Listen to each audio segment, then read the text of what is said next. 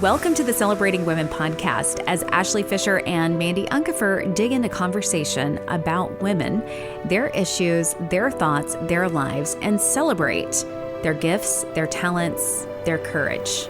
It's the Celebrating Women podcast. We're here.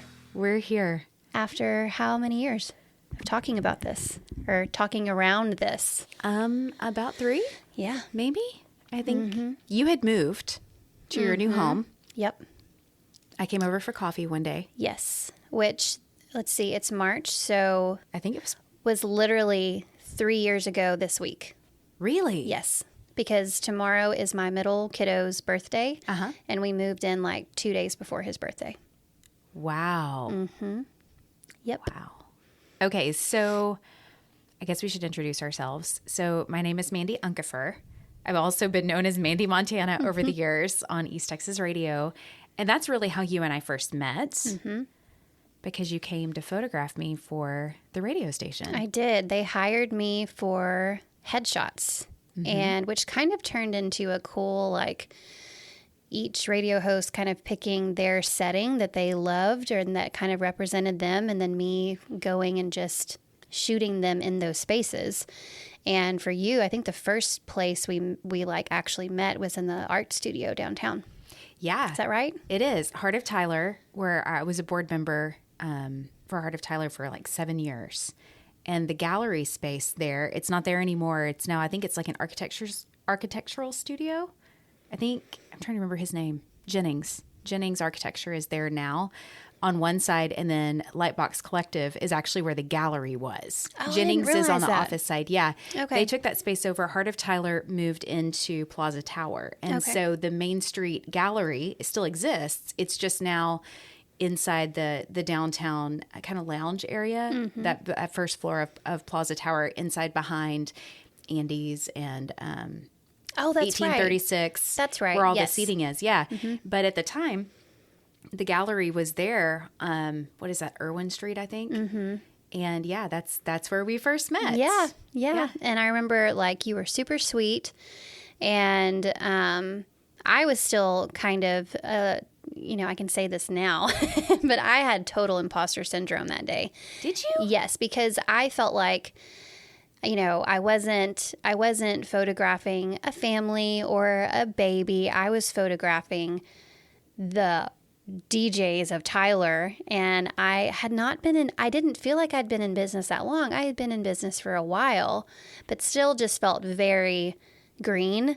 And you were just so gracious, and so, like, we kind of bonded on, like, you taking photography classes, and I still to this day will tell people your trick about breathing in and breathing out. It works. It does absolutely work. But you were so much fun to work with. Thank you. So I felt much the same fun. about you. And we didn't introduce you. Would you like to introduce yourself? Sure. Hi, I'm me. No.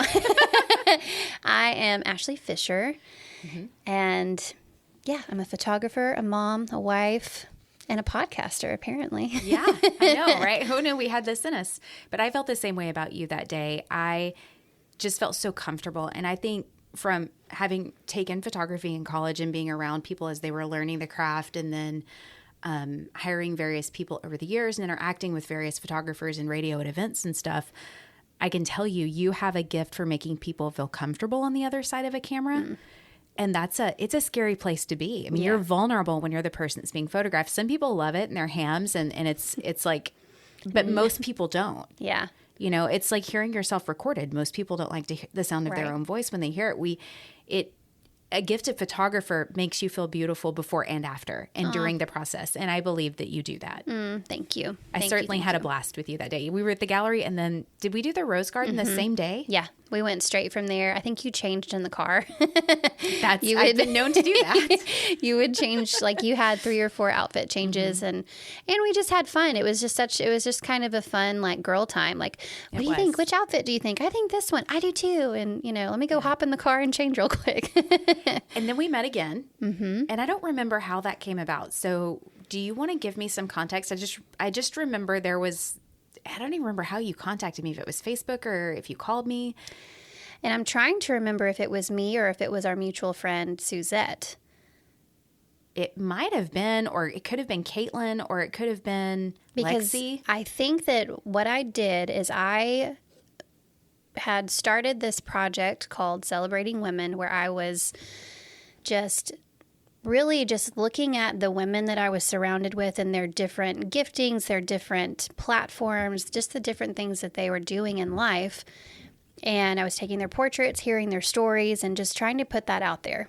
I mean, even if it was just on my Facebook. Mm-hmm. And so I'm pretty sure that what I did is I really had a heart to go after a group of women in Tyler who really had a heart for Tyler and who volunteered and who were, just super active. And at the time I knew our friend Suzette Warren, and I said, hey, this is what I'm doing.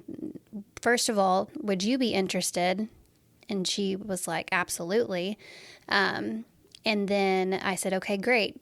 Bring your friends. So she said, oh, I'm on it. Mm-hmm. And she was the one that brought, I didn't know, I don't think until that day when you walked in, I was like, oh my gosh, hi again, Yeah. It was such a chance meeting because I had no part in that, I just said, Sunny, bring me, the ones that kind of you feel like match this vision. And she brought you, she brought Megan, she brought Lexi, Caitlin. Am I forgetting anybody? I feel like we are forgetting someone, and I don't want to. Instagram to the rescue. It's on right. my Instagram page. But I had never met Megan. I had seen, she was a friend of a friend. And so I had seen her on social media, and I think maybe even interacted with her some on social media because she had put on some 5Ks. Mm-hmm. But I didn't know her, and I really enjoyed meeting her. I did know Lexi from Children's Miracle Network. I believe she's in Utah now working for their home office, which is really cool. Yeah. And then I knew Caitlin because we had both volunteered together at Heart of Tyler. And Suzette or Sunny, I think I had just known her mostly from Facebook. Mm-hmm. Okay, it was just us five. Okay, yeah. That's what I was thinking. Yeah.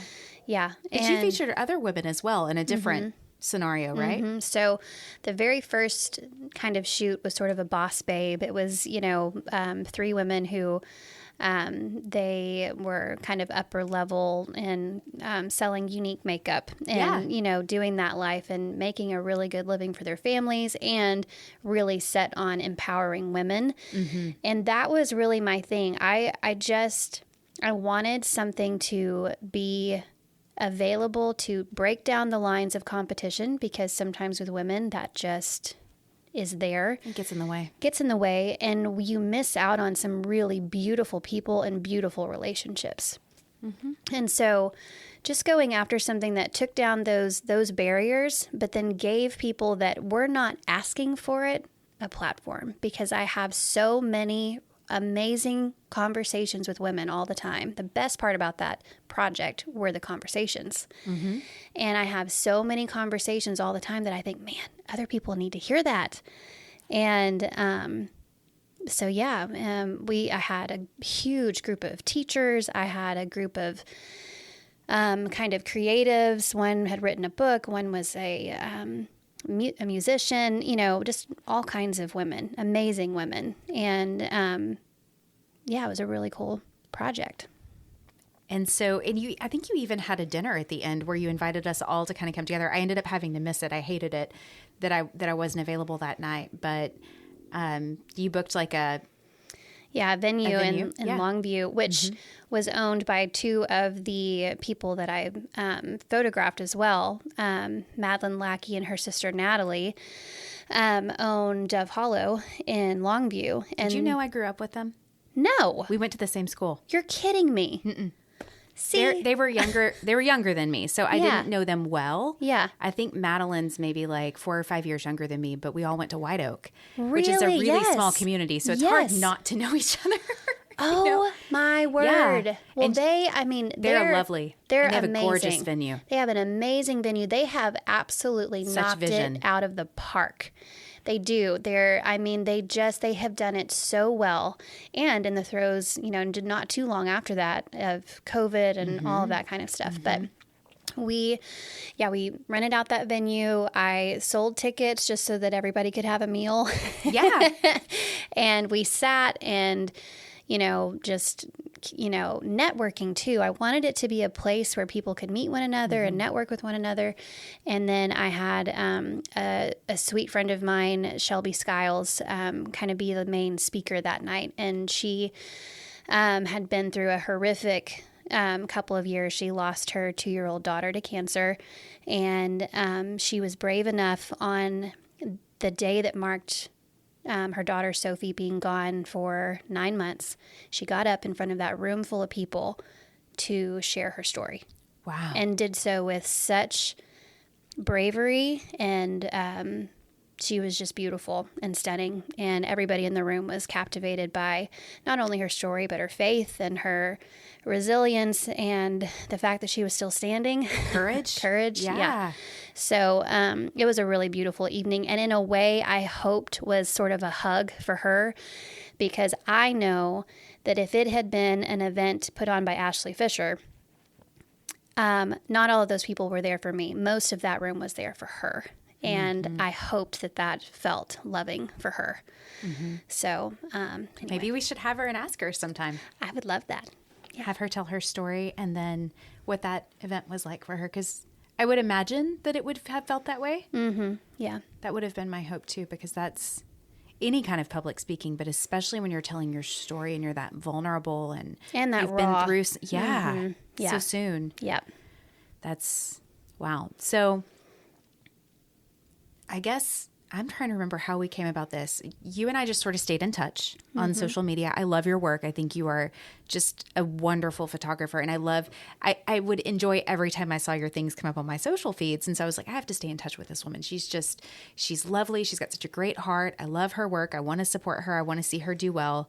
So I have a similar heart for women as you do. I didn't always get along with other women growing up, because I think competition is just sort of something that our generation, especially, like, we were encouraged to like grow and compete with each other, like to be better than, or to whatever. And I mean, to some extent, I appreciate competition and what it breeds, right? Like, I appreciate capitalism. I do. But I do think that you can learn to compete with yourself and collaborate with other people and continue to grow. Yes. And that was what I felt from you through the process of you photographing me. I never felt judged. I felt beautiful. I really did. I felt beautiful during that process. And it's such that I generally don't. You, and then we have a mutual friend, Lindsay Steele, that I've worked with a few times. I always feel beautiful whenever I'm on the other side of Lindsay's lens too. And I mean, it's just an unusual and exciting and wonderful feeling when you have that with someone. And so we stayed in touch, and I've just always felt, since we met and since I experienced the Celebrating Women project with you, that it was something I wanted to embrace too. And so I didn't obviously want to take your idea. Yeah, right? No, that's the thing though. It's not my idea. It's just a great idea. It is a great idea. And then when you and I would get together, we would have these wonderful conversations.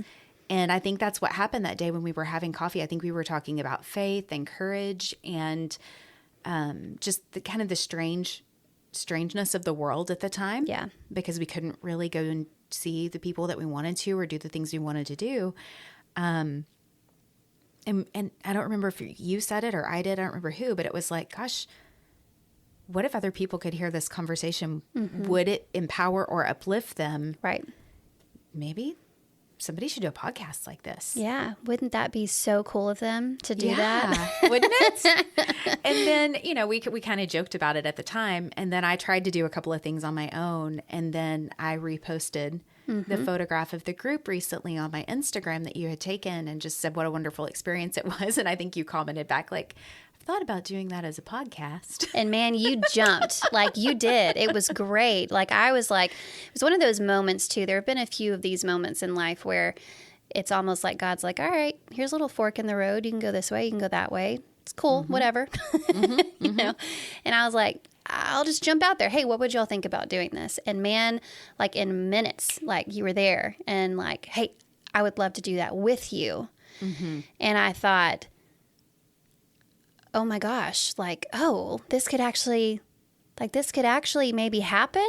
And then it was maybe a couple of weeks, 2-3 weeks before we sat down and we realized, I think, as we got to talking, how much this was not just a good idea or something that sounded good, but it was something that was going off in us. Like, we can't not do this. Yeah, definitely a calling. Yeah, it felt like it. Yep. And I, like you, have had many moments in my life. I feel like if I'm ever give a TED Talk, it's going to be about that subject, where I've always trusted God, my creator, like whatever you want to call it. Mm-hmm. I've always had this knowing, this faith that when I feel that tug, I'm supposed to follow it. Yep. Like when the door is opened, I'll know it's the right door and I'll know to walk through it. Mm-hmm. And sometimes the people around me don't necessarily think it's the right door, mm-hmm. but I know it is. Yep. And I know I'm supposed to go through. When I finished college and went into radio, it was a totally different path than anybody in my family and my peer group and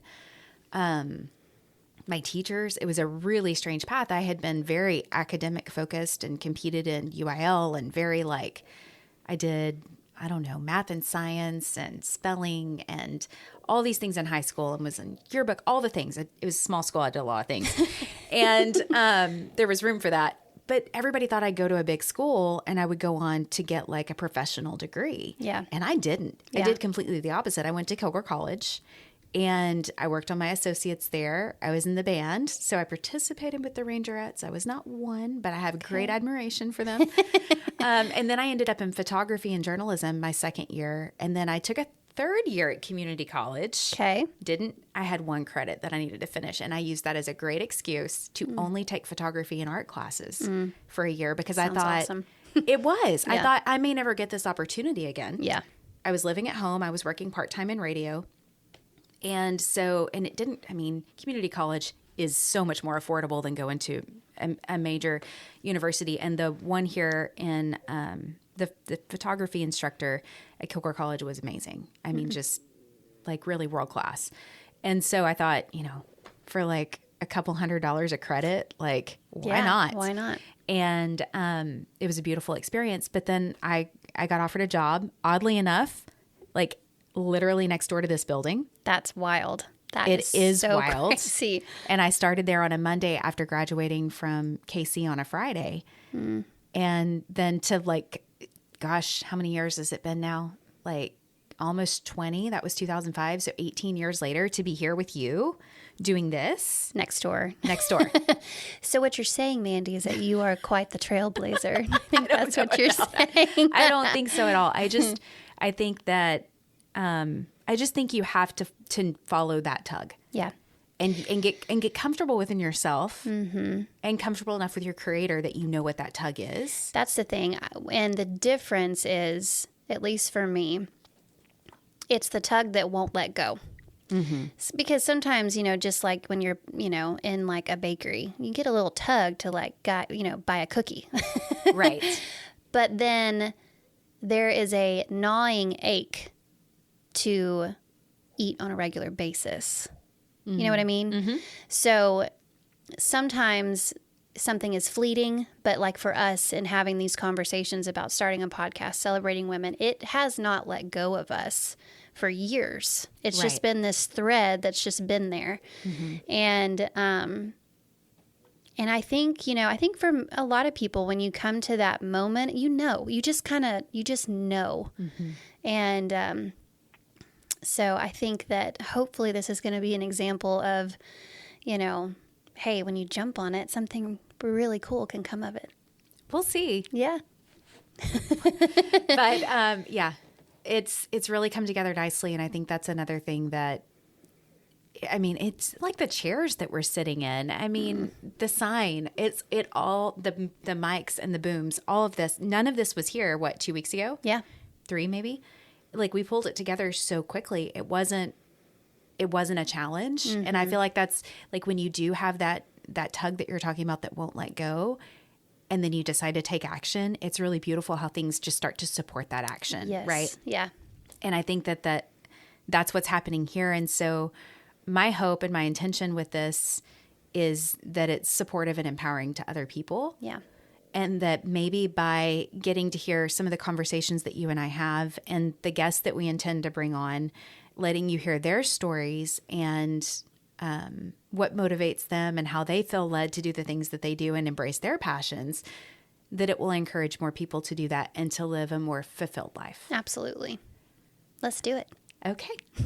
So this is kind of the first opportunity that we've had to sit down and record. We do intend to tell you a little bit more about ourselves, my story, Ashely's story, and then some other things that we have going on just so that you can kind of stay plugged into us. But then, like I just mentioned, we do want to share stories and our friends with you because like Ashely was talking about that networking event, that dinner that she hosted, like we want you to be able to connect with our friends and to feel connected and feel like you're a part of a community and hopefully eventually grow to where we can be in community with you in person too. So that's another intention. But for this first episode, we really just wanted to kind of tell you how it came about and kind of set the stage for what's next. So just be graceful with us as we learn how to do this together. We are so excited. We appreciate your time. And yeah, we're excited about the future. Yeah. Okay. Yay. The Celebrating Women podcast wants to hear from you. Find us on social media at facebook.com/Celebrating Women Podcast or on Instagram. Search Celebrating Women Podcast or look for the username celebrating_women_podcast. You can also email us. We'd love to hear your story or hear the story of an incredible woman that you know. You can email us at celebratingwomenpodcast@gmail.com. That's right. Email us at celebratingwomenpodcast@gmail.com. Thank you so much for listening, and don't forget to subscribe to the Celebrating Women podcast.